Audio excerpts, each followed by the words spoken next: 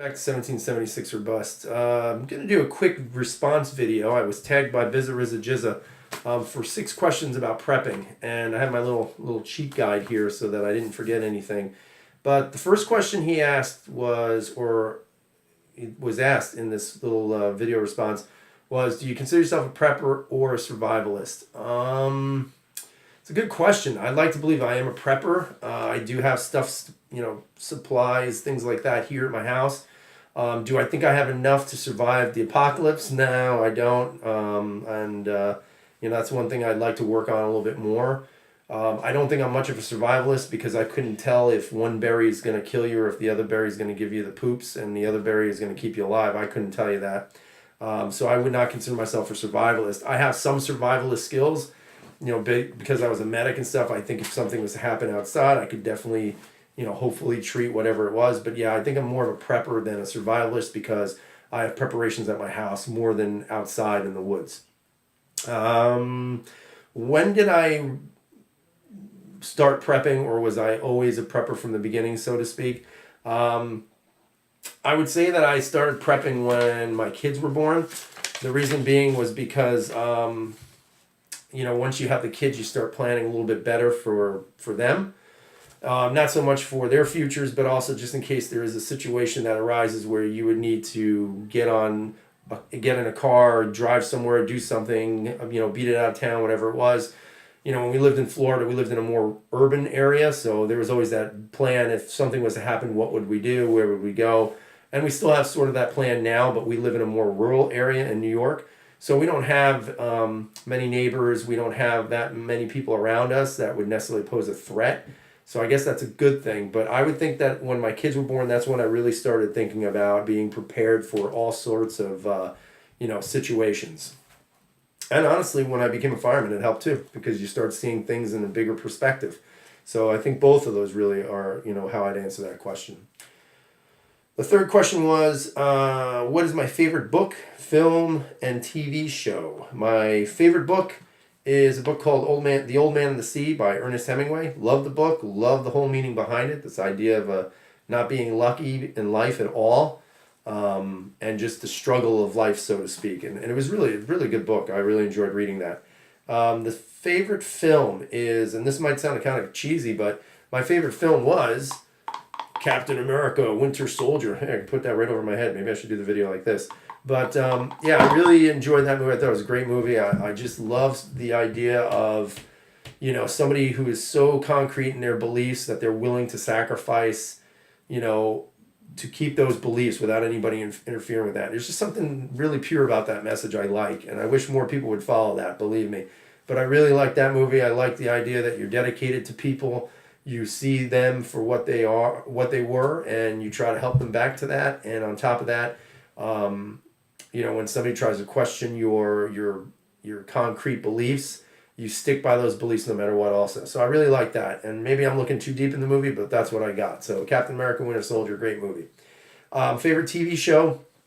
I don't watch a heck of a lot of television, to be honest with you. I actually just got TV back this past summer. I hadn't had TV in my house for like 4 years because we stream everything, so we didn't have live television, which wasn't that bad, but the kids were getting older, and when, they were out one day and they asked, "Hey, Dad, what's that?" And they were pointing at a TV remote, I said, "Okay, I better get cable TV." Just kidding. But no, seriously, I haven't had TV. I just got it back not too long ago. So we did a lot of binge watching when we could on Walking Dead, and I absolutely love that show. Great show. Anything with zombies I love, but I love Walking Dead. Great show. My favorite show. Number 4, would I bug in or bug out? Well, since I live in more of a rural area, bugging in would make more sense for me than bugging out. I have some supplies here, probably not enough to last me long enough to have to stay here permanently, but temporarily I would be bugging in, absolutely. One skill that I would love to learn if it was the Matrix. So I had to think about this because I didn't know what I wanted to say. At first I said, well, I wouldn't mind being able to resurrect myself. That would be a good skill to know.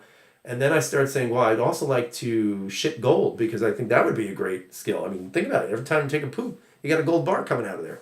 But then I decided, obviously, to be a little more realistic about this.